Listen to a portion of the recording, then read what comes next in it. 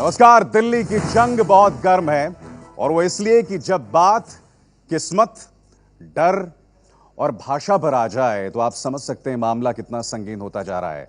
और यही नहीं, प्रधानमंत्री नरेंद्र मोदी की दिल्ली के मानचित्र पे दस्तक से मुकाबला और ज्यादा दिलचस्प हो गया है। और आज दिल्ली का नेता कैसा हो में मेरे साथ तीन बेहद खास मेहमान, आम आदमी पार्टी की तरफ से संजय सिंह, बीजेपी की तरफ से संबित पात्रा और कांग्रेस की तरफ से रणदीप सुरजेवाला। आप तीनों का स्वागत है। और साथी ऑडियंस, हमारे साथ एनएसयूआई के छात्र हैं, एबीवीपी के छात्र हैं और आम आदमी पार्टी समर्थक सीवाईएसएस के छात्र हैं। आप सबका स्वागत है। मगर सबसे पहले संजय, आपसे जानना चाहूंगा, 30 सेकंड में बताइए, अरविंद केजरीवाल में दिल्ली अपनी उम्मीदें क्यों ढूंढे? और आपके 30 सेकंड शुरू होते हैं अब। देखिए, अरविंद केजरीवाल में दिल्ली अपनी उम्मीदें इसलिए खोजे क्योंकि उन्होंने दिल्ली की गलियों में, दिल्ली के मोहल्लों में, दिल्ली के लोगों के साथ मिलके दिल्ली का एक विजन तैयार किया है और दिल्ली के मुद्दों पे काम भी किया है 49 दिन की सरकार में, और जरूरत पड़ने पे सड़क पर उनके लिए आवाज भी उठाई है। अरविंद केजरीवाल का जीवन एक खुली किताब की तरह है। उन्होंने ईमानदारी से अब तक अपना काम और सच्चाई के साथ, ईमानदारी के साथ अपना काम किया है। इनकम टैक्स कमिश्नर के रूप में उन्होंने अपनी नौकरी छोड़ी तो समाज के लिए, जब वो अन्ना के आंदोलन में आए तो पूरे देश को भ्रष्टाचार के खिलाफ लामबंद किया, दिल्ली के अंदर आम आदमी पार्टी को खड़ा किया, और जब सरकार बनी तो 49 दिन में, चाहे वो बिजली का मुद्दा हो, पानी का मुद्दा हो, शिक्षा का मुद्दा हो, चिकित्सा का मुद्दा हो, दिल्ली के लोगों की दुश्वारियों को दूर करने का काम किया। इसलिए मुझे लगता है कि अरविंद केजरीवाल के साथ दिल्ली के लोगों को जुड़ना चाहिए। बहुत बहुत शुक्रिया संजय सिंह। आपका अब बारी बीजेपी संबित पात्रा की। संबित, बताइए 30 सेकंड में, किरण बेदी में दिल्ली की जनता अपनी उम्मीद क्यों ढूंढे? नंबर 1, जिस प्रकार से वुमेन एम्पावरमेंट, नारी सशक्तिकरण की बात होती है, आज दिल्ली के सामने एक अपॉर्चुनिटी है कि वो 50% जनता में से, अर्थात नारी में से एक अपना प्रतिनिधि चुने बतौर सीएम के। दूसरा, 40 वर्ष का एडमिनिस्ट्रेटिव एक्सपीरियंस है किरण बेदी जी के पास। किरण बेदी जी जिस भी डिपार्टमेंट में रही है वहां वो उस प्रकार का रिफॉर्म लेके आ पाई है जिस रिफॉर्म में पूरे विश्व में एक गुंजन रहा है। आप देखिए, चाहे वो तिहाड़ जेल हो, चाहे दिल्ली का ट्रैफिक हो, इन विषयों पे किरण बेदी जी ने जिस प्रकार की पहल की है वो अपने आप में अद्भुत रहा है। तीसरा और महत्वपूर्ण, किरण बेदी जी उस पार्टी को रिप्रेजेंट करती है जिस पार्टी ने पूरे हिंदुस्तान में, चाहे वो एंटी करप्शन की लड़ाई हो, चाहे मुद्दों की लड़ाई हो, उस पे अपने वर्चस्व को कायम किया है। स्वाभाविक रूप से दिल्ली में भी वही पार्टी हो। और अंत में इतना कहूंगा, किरण बेदी जी के साथ तो हमारे प्रतिद्वंदी भी खड़े हैं। खुद आम आदमी पार्टी के नेता अरविंद केजरीवाल का भी मानना है कि दिल्ली में अगर सबसे बेस्ट सीएम कोई हो सकता है तो वो किरण बेदी हो सकती है।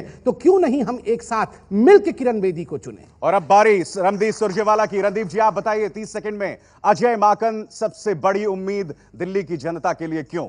अभी साथ दिल्ली में लड़ाई दो अवसरवादी और एक कामवादी नेता के बीच में है। ऐसे व्यक्ति जिसको सही मायनों में 40 वर्ष का तजर्बा है। एक व्यक्ति 2 साल 1.5 साल पहले राजनीति में आया, एक आदरणीय महिला 15 दिन पहले राजनीति में आई, दोनों राजनीति को नकार कर।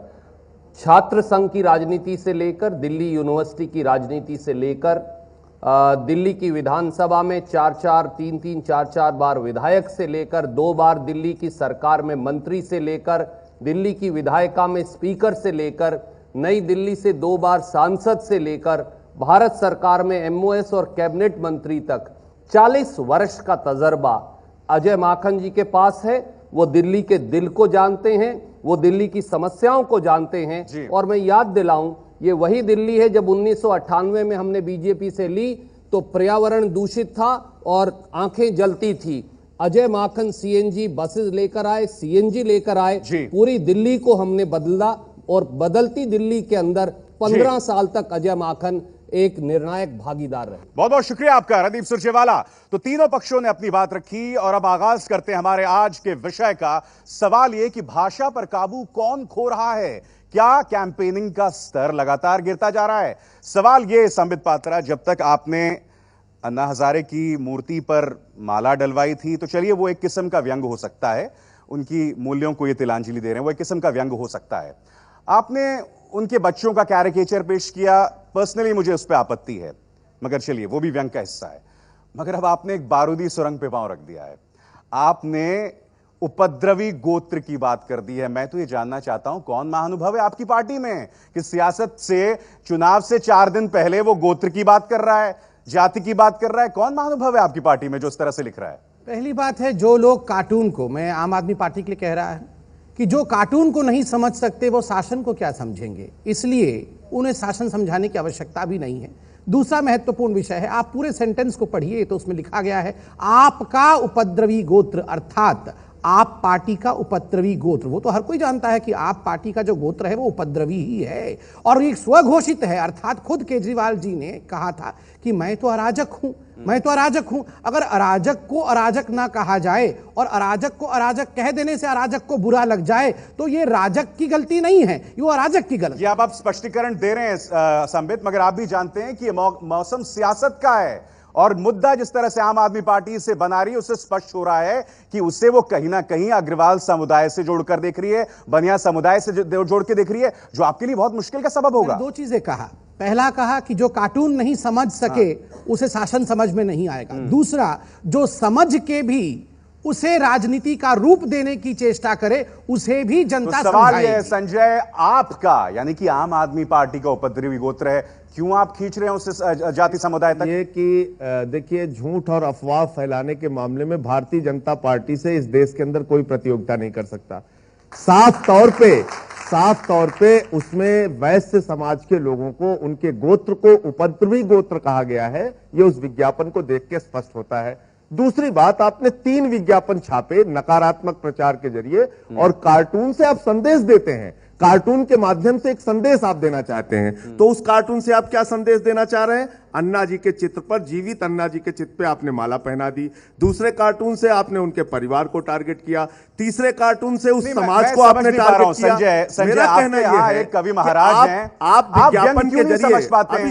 अभी व्यंग क्यों नहीं समझ पा रहे हैं? बिल्कुल समझ पा रहे हैं। मैं कह रहा हूं विज्ञापन के जरिए आपने एक संदेश दिया ना। कार्टून का मतलब है, कार्टून में जो चीजें आप दिखाते हैं उसके माध्यम से समाज को एक संदेश देते हैं। आप ये संदेश दे रहे हैं कि आज जो तिरंगा इन्होंने छापा, उस तिरंगे में चक्र गायब कर दिया, इन्होंने राष्ट्रपति की कुर्सी पे नरेंद्र मोदी जी को बैठा दिया। आप किस प्रकार का संदेश देना चाहते हैं? संविधान का विज्ञापन छापा तो उसमें संविधान से धर्मनिरपेक्षता और समाजवाद का शब्द काट दिया। तो मुझे लगता है कि भारतीय जनता पार्टी अपने मानसिक दिवालियेपन को देश की जनता के सामने जाहिर कर रही है, और इसका खामियाजा जनता अपने वोट की ताकत से भुगतेगी। सबसे पहले अन्ना जी के तस्वीर पे माला पे चलते हैं।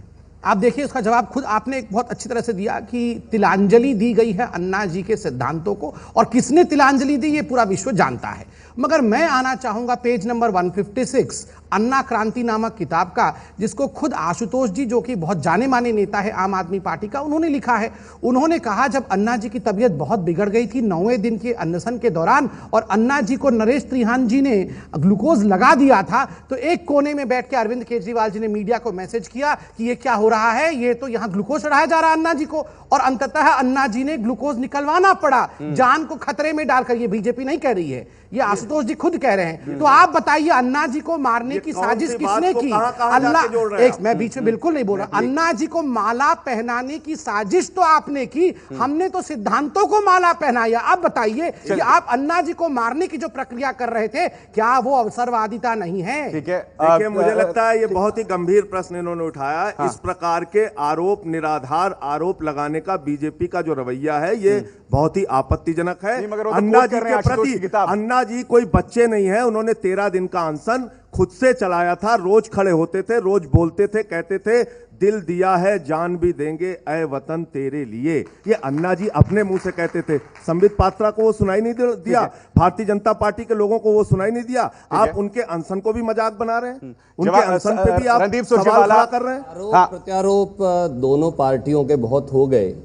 एक बड़ी वाजिब बात मेरे मित्र ने कही, डॉक्टर संबित पात्रा ने, कि सिद्धांतों को तिलांजलि दे दी। सच बात यह है कि इन दोनों दलों ने सिद्धांतों, नीतियों और दिल्ली के मुद्दों को तिलांजलि देकर अब केवल, चाहे वो कुमार विश्वास हो और चाहे वो भाजपा के विज्ञापन हो, राजनीति में बच्चों और धर्मपत्नी, उनके ऊपर व्यक्तिगत व्यंग कार्टून्स के माध्यम से करना, चाहे हमारे विरोधी हो अरविंद केजरीवाल जी, वो गलत है। और जो कुमार विश्वास जी ने किरण बेदी जी के बारे में कहा, वो भी उतना ही आपत्तिजनक है। सच बात यह है, मुद्दों से भटकाने की किरण बेदी के बारे में कहा या बीजेपी के बारे में था वो उनका रणदीप वक्तव्य? सुरजेवाला मुझे जी, लगता है मैं उस पर भी आ जाऊंगा। सवाल बड़ा एक सीधा है अभिसार, मुद्दों से भटकाने की साजिश है, क्योंकि 9 महीने का मोदी जी का शासन देख लिया जो खोखला निकला। ठीक है। एक ऐसे भिखारी हैं जो वो खुद कहते हैं अपने आप को, जो 15 लाख का सूट पहनते हैं पर जनता को कुछ नहीं मिला, और 49 दिन का अराजक शासन भी देखा, 15 साल का कांग्रेस का विकास भी देखा जिससे हमने दिल्ली को बदला। इसलिए दिल्ली के लोग थक गए हैं, और ये दोनों लोग किरण बेदी और केजरीवाल की व्यक्तिगत लड़ाई को, जो इंडिया अगेंस्ट करप्शन था, जो सही मायनों में आई एम अगेंस्ट कांग्रेस था, अब उसको वो दिल्ली के ऊपर थोपना चाहते हैं। चलिए अब मैं सवालों का सिलसिला शुरू करता हूं, सवालों का सिलसिला शुरू करता हूं। मैं जवाब दूंगा। एक पॉइंट देखिए, जो बात अभी रणदीप सुरजेवाला जी ने कही, यही गुमराह करने की बात बीजेपी कह रही है और उसमें कांग्रेस भी शामिल हो रही है। मैं बड़ी विनम्रता पूर्वक आपसे कहना चाहता हूं, आपके चैनल के पास ऐसी कोई भी क्लिप या किसी चैनल के पास हो तो आप दिखा दीजिए जिसमें कुमार विश्वास ने किरण बेदी पे टिप्पणी की। मैं आपसे इत्तेफाक रखता हूं कि उन्होंने किरण बेदी के बारे में नहीं कहा, मगर मैं एक वोटर हूं, मुझे किरण बेदी जी से क्यों जोड़ रहे हैं? मैं यही कहना चाह रहा हूं। मैं मानता हूं वो किरण बेदी के बारे में नहीं था, मगर साहब मैं आपसे जानना चाहता हूं, why do I need additional information about Arvind Kejriwal bedroom? मैं क्यों, आप बता रहे हैं मुझे अतिरिक्त जानकारी? आप खांसी के बारे में, आप उनकी बीमारी के बारे में रोज मजाक उड़ाते हो।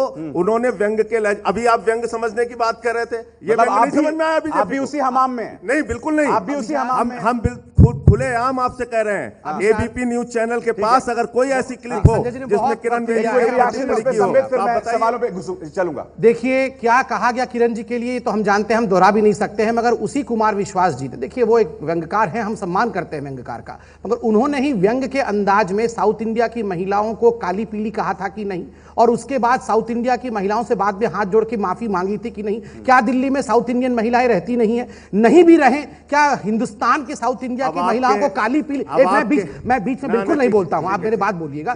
हिंदुस्तान की साउथ इंडिया की महिलाओं को काली पीली महिलाएं बोलना क्या यह उचित लैंग्वेज है? और दूसरा, आपने 15 लाख की सूट के विषय में कहा, आप देखिए इतने पढ़े लिखे बड़े व्यक्ति हैं, मैं आपका सम्मान करता हूं, 7,000 रुपए का सूट है, कल खुद मैन्युफैक्चरर ने कहा कि 7,000 रुपए का सूट है और हमने ये गिफ्ट किया था, मगर सूती कपड़े पहन के देश को कैसे लूटना है वो किसी से सीखना है तो आपके नेताओं से सीखना है। चलिए अगला सवाल, पहला सवाल करते हैं जी।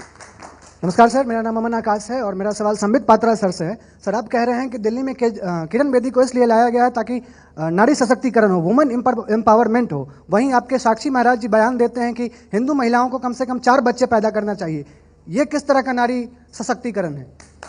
ये बहुत वाजिब प्रश्न है, मैं कंडेम करता हूं, साक्षी महाराज को ऐसा कहना नहीं चाहिए था, तभी हमने नोटिस इशू किया। मगर मैं से बार बार मैं कहता हूं, हर पार्टी में ऐसे कुछ लोग हैं, जैसे इनके सोमनाथ भारती हैं, वह भी महिलाओं के ऊपर 12 बजे रात को जाके आक्रमण करना और किस प्रकार से सैंपल्स लेना, वो सब हमने देखा था। तो स्वाभाविक रूप से वो भी सोमनाथ भारती के खिलाफ कहे। खैर इनके पार्टी में तो उसकी गिनती ही नहीं है, बहुत सारे ऐसे लोग हैं, और हम भी साक्षी महाराज को नोटिस इशू। अगला सवाल सर, मेरा सवाल रणदीप सुरजेवाला सर से कि सर, आप जिस तरीके से बीजेपी के 9 महीने के शासनकाल को खोखला साबित कर रहे हैं, आपके पास भी पर्याप्त समय मिला था सेंटर में और दिल्ली में पूरा विकास करने के लिए, लेकिन आपने कुछ किया नहीं, तो आप इस तरीके से क्यों बोलना चाह रहे हैं? एक तो दिल्ली विधानसभा चुनाव के लेके शीर्ष नेतृत्व कांग्रेस में बिल्कुल गायब था, और कल सोनिया गांधी जी उतरी दिल्ली चुनावी मैदान में, लेकिन उन्होंने भी भाषा की जो राजनीति है उसमें मर्यादा को ताक पे रख के, कैसे रखा, सवाल करिए। उन्होंने प्रचारक कहा बीजेपी को, तो क्या कांग्रेस पार्टी के संविधान में इस तरीके की राजनीति करने की अनुमति दी गई है? बहुत वाजिब सवाल अभिसार, मेरे 2 सवाल मेरे मित्र ने पूछे। उन्होंने कहा कि दिल्ली में कांग्रेस ने क्या किया और आप भाजपा पर या दूसरों पर क्यों इल्जाम लगाते हैं। 1998 में जब हमें दिल्ली मिली भाजपा से, तो जो तरक्की पर बजट खर्च होता था मेरे मित्र, वो 3,750 करोड़ 4,050 करोड़ था। जब हमने दिया 2013-14 में तो 37,500 करोड़ था। दिल्ली 1,000 मेगावाट बिजली पैदा करती थी, 18 घंटे का पावर कट था। जब हमने दिल्ली वापस दी 2013-14 में तो 5,000 मेगावाट दिल्ली पैदा करती थी बिजली। 60 करोड़ लीटर से कम पानी दिल्ली में सप्लाई होता था। जब हमने वापस दिया तो 90 करोड़ लीटर था। ठीक है। दिल्ली में अब आप 6 दूसरे सवाल फ्लाईओवर के थे। जवाब पे आ हम जाइए। 66 फ्लाईओवर लेकर आए, 29 अंडर ब्रिज लेकर आए, 72 फुट ओवर ब्रिज लेकर आए, दिल्ली के इंफ्रास्ट्रक्चर को बदला। और इसीलिए कांग्रेस अपने काम के आधार पर वो बात कहती है। जहां तक मर्यादा का प्रश्न है, क्या यह सच नहीं कि मोदी जी प्रचारक रहे हैं? सच बात यह है। और वो एक दिक्कत दिल्ली की यह है, एक व्यक्ति जो देश के प्रधानमंत्री हैं वो काम को छोड़कर टेलीविजन से नीचे उतरते नहीं और दूसरे बिजली के खंबे पर चढ़े रहते हैं। तो काम कब होगा दिल्ली और देश में? सवाल संजय, सवाल यह कि मैं देख रहा हूं कि आम आदमी पार्टी के बड़े बड़े नेता लगातार किरण बेदी पर अटैक कर रहे हैं। कई बार भाषा संयमित रहती है, कभी नहीं रहती है। अब मैं भगवंत मान को सुन रहा था।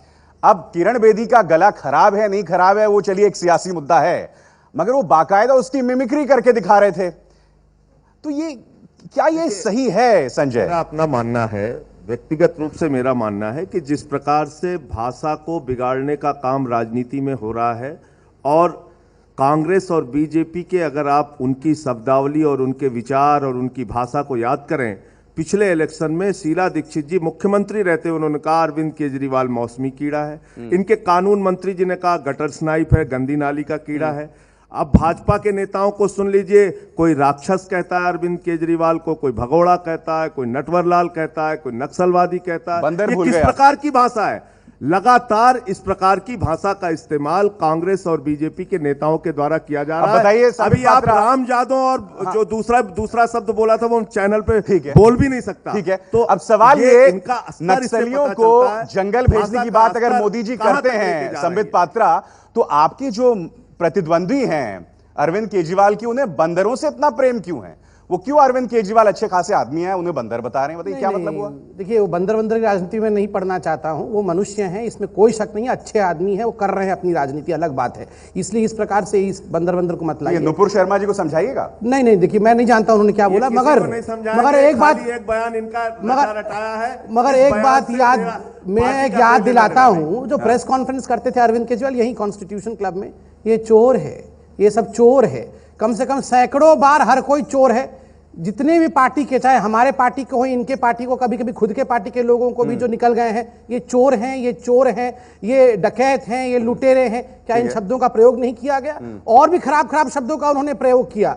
आप बताइए, ये चोर शब्द अगर राजनीति में किसी ने रखा है तो किसने रखा है? अरविंद केजरीवाल जी ने। जब खुद के ऊपर वार हो जाता है तब वो कहते हैं कि बस हमारे ऊपर क्यों व्यक्तिगत टिप्पणियां होती हैं? तमाम लोगों के ऊपर। राजनीति में जो भ्रष्टाचारी हैं उनको भ्रष्टाचारी कहा जाएगा, और भ्रष्टाचारी कहा जाना ये एक सच्चाई बयान करना है। भ्रष्टाचारी कोई नक्सलियों को टिकट देते हैं, उनको नक्सली नहीं चोर और डाकू किसी के नाम के साथ कभी नहीं लगाया गया। देश के साथ चोरी करने वाले, देश के साथ लूट करने वाले, ये शब्द बोलते हैं सारे लोग। सुरजेवाला, ये बताइए आपके पास कोई मिमिक्री आर्टिस्ट नहीं है क्या, या कोई व्यंग्य लेखक? आप क्यों पिछड़ रहे हैं इस पूरे मैदान में? अभी सर बात बड़ी वाजिब है। चोर, डाकू, और संजय जी शायद या तो भूल गए, जो संबित पात्रा जी ने कहा वो व्यक्तियों का नाम ले लेकर इस प्रकार की भाषा का इस्तेमाल करते हैं। हमें कम से कम वास्तविकता से परहेज नहीं करना चाहिए।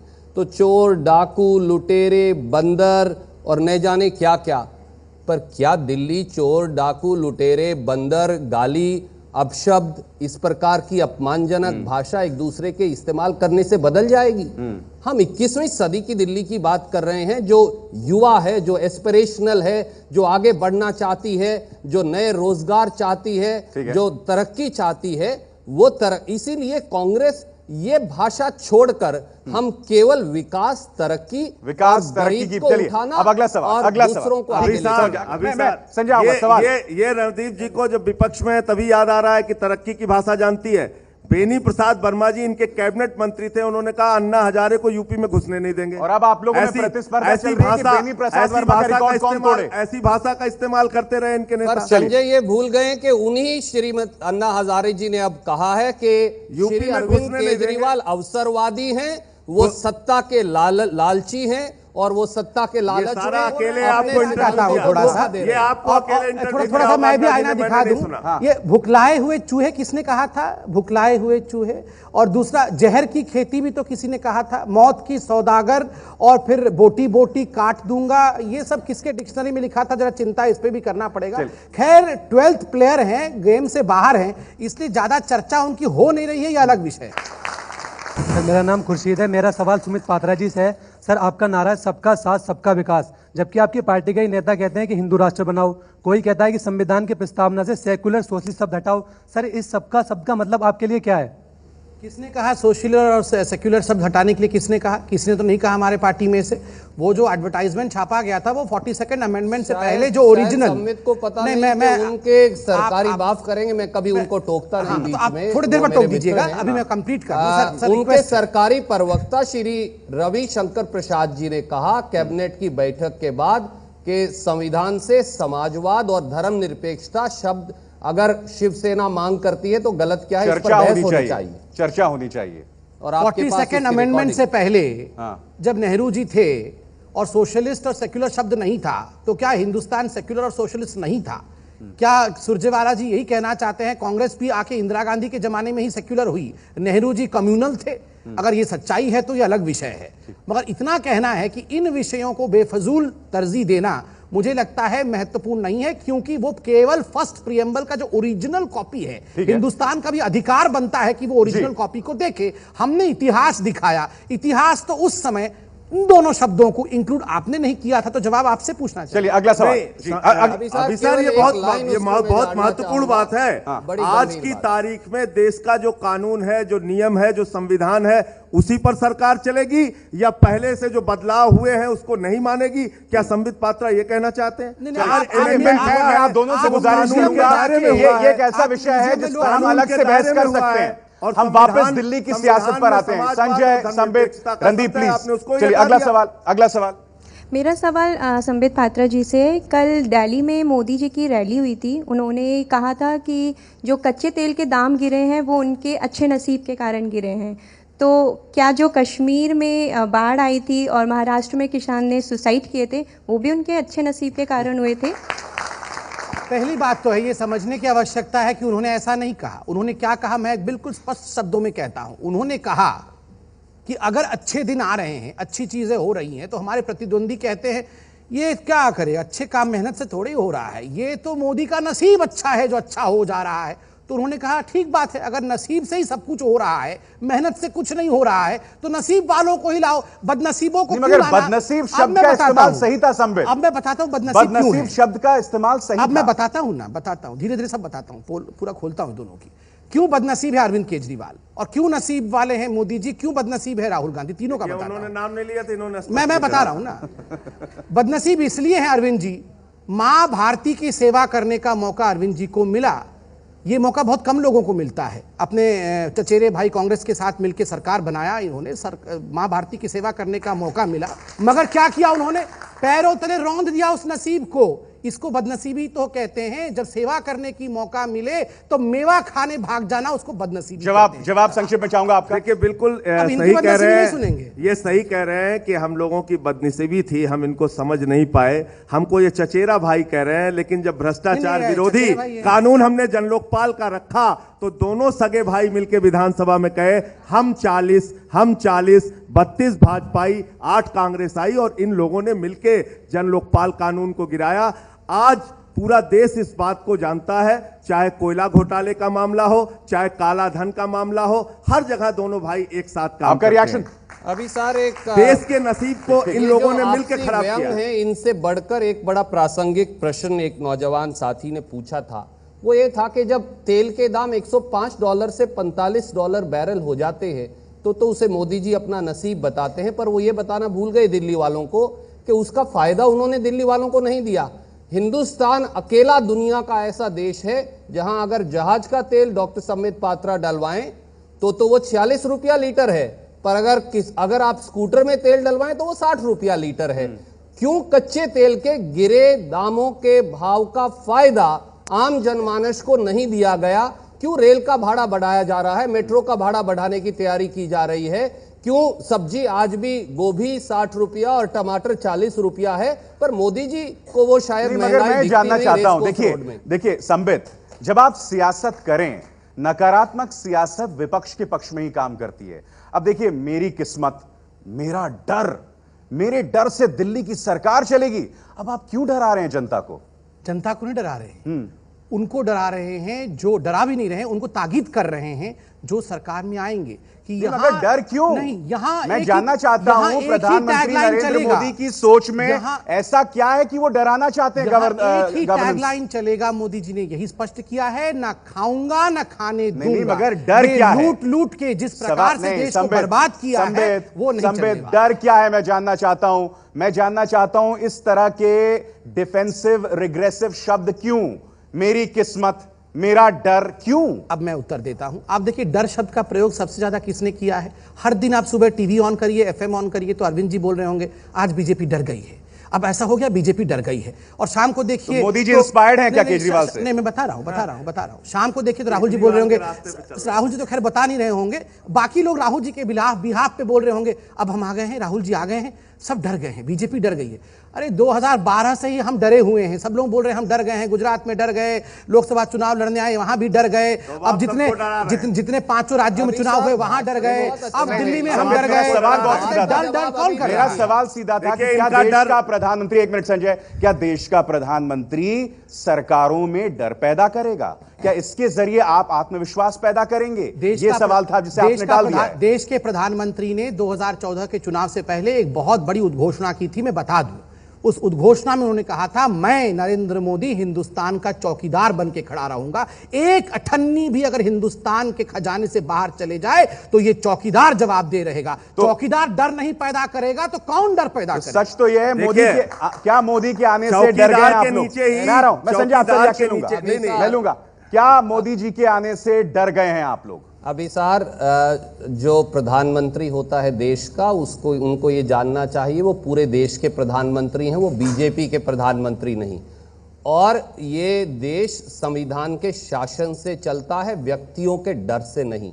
मोदी जी की एक छत्रवादी आदत है, उनकी पार्टी के सारे नेता शायद डरे हुए होंगे, संबित पात्रा शायद आज मंच पर ये बात ना कह सकें, परंतु ये देश ना मोदी जी से डरा, ना किसी और से डरा, ना मुगलों से डरा, ना अंग्रेज से डरा, क्योंकि ये देश और इस देश के देशवासी जो हैं वो भारतीयता की भावना से, आम आदमी पार्टी को डर है, मोदी जी से डरने वाले। क्योंकि देखिए 2 दिनों से प्रवेश हो चुका है उनका दिल्ली की सियासत की मानचित्र पर, और यहां से खेल पलट सकता है। जो तथाकथित एडवांटेज, बीजेपी की बौखलाहट, बेचैनी और हताशा सब जनता के सामने आ रही, जिस तरह से नकारात्मक प्रचार कर रहे हैं। और डर मोदी जी का इतना है 8 महीने में कि 30% महिलाओं के खिलाफ दिल्ली में अपराध बढ़ गए।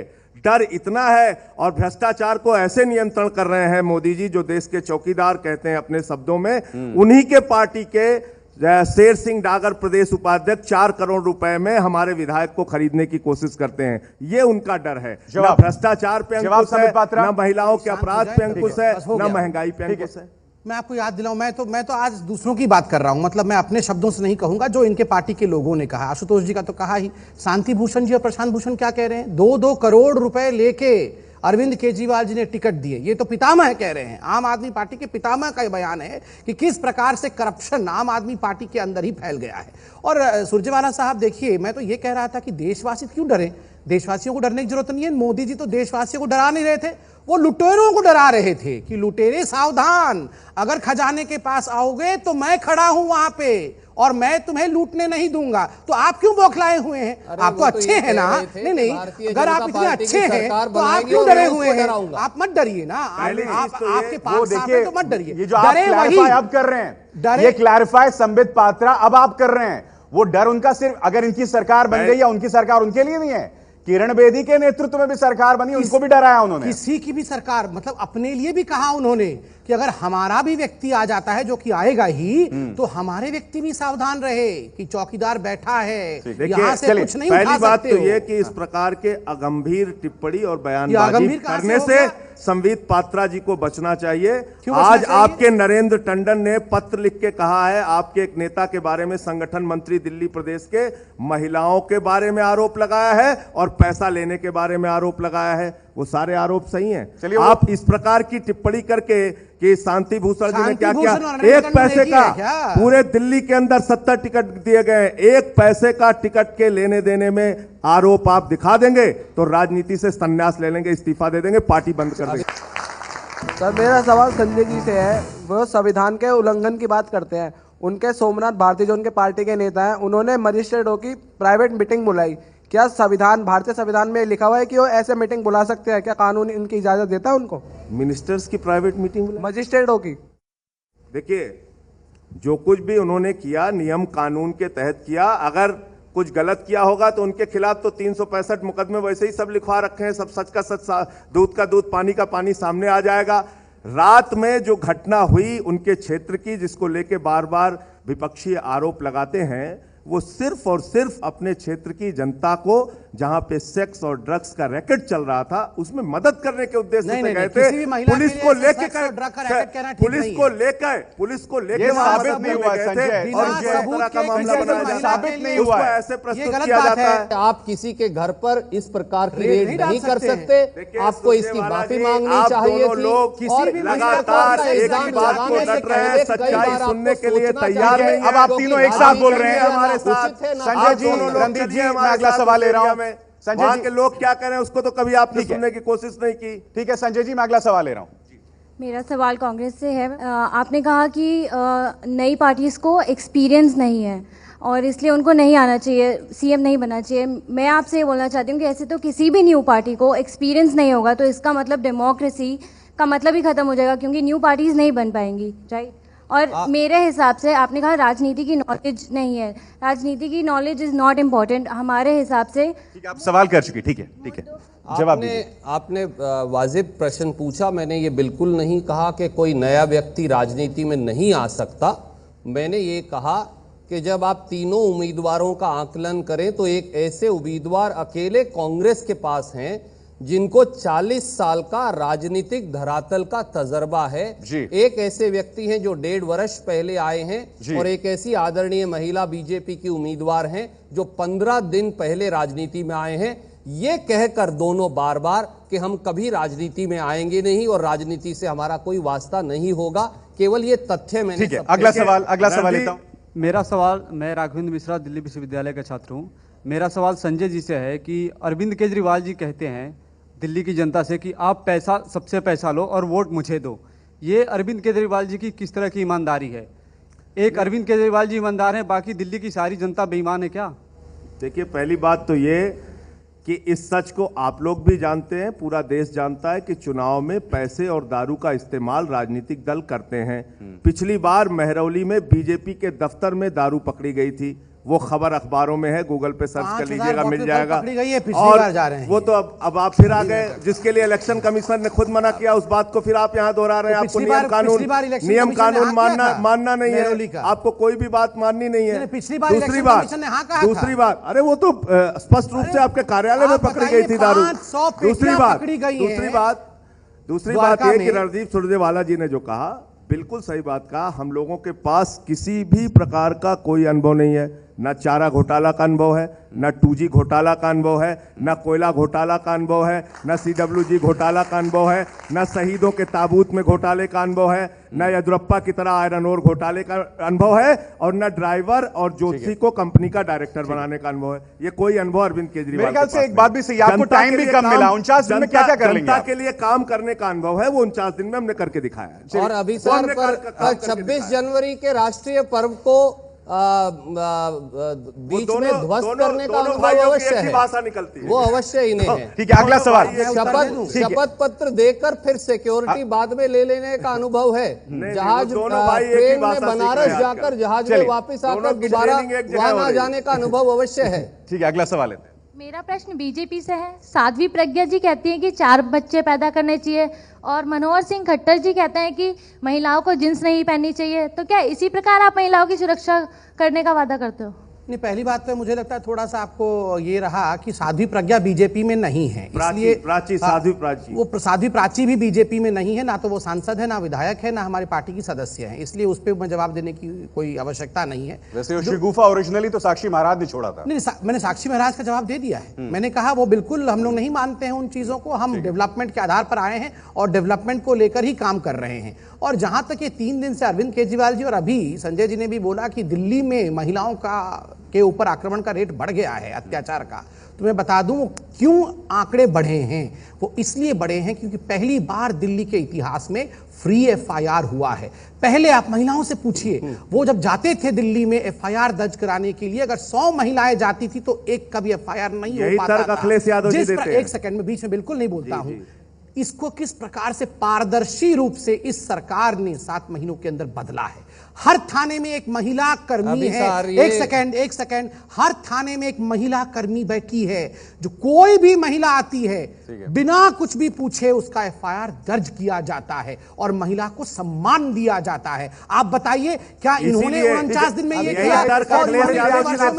यही उत्तर प्रदेश में कहते हैं कि हमारे महिलाओं पर अपराध इसलिए बढ़ रहा है कि हम एफआईआर दर्ज करते हैं। ऐसे तर्क संबित पात्रा जी अच्छे प्रवक्ता हैं, वो हर बात को अपने तरीके से पेश करने की कोशिश करते हैं, पर वो ये भूल गए केवल 31% बलात्कार की घटनाएं अकेली नहीं बढ़ी दिल्ली में। मोदी जी के डर के बावजूद 300% घरों में चोरी की घटनाएं बढ़ी, 59% 9 महीने के अंदर व्हीकल्स चोरी की दिल्ली में घटनाएं बढ़ी, 42% इरादाए कत्ल की दिल्ली के अंदर 9 महीने में घटनाएं बढ़ी और 18% कत्ल की घटनाएं बढ़ी। अब कम से कम ये मत कहिएगा कि कत्ल की एफआईआर नहीं दर्ज करते थे क्योंकि ये मालूम नहीं चलता था कि कौन मरा है। बहरहाल बहुत बहुत शुक्रिया संजय सिंह, संबित पात्रा, रणदीप सुरजेवाला और ये तमाम ऑडियंस जिसने इस कार्यक्रम में चर्चा की और तीखे सवाल किए। एबीपी न्यूज में आप देख रहे थे दिल्ली का नेता कैसा हो।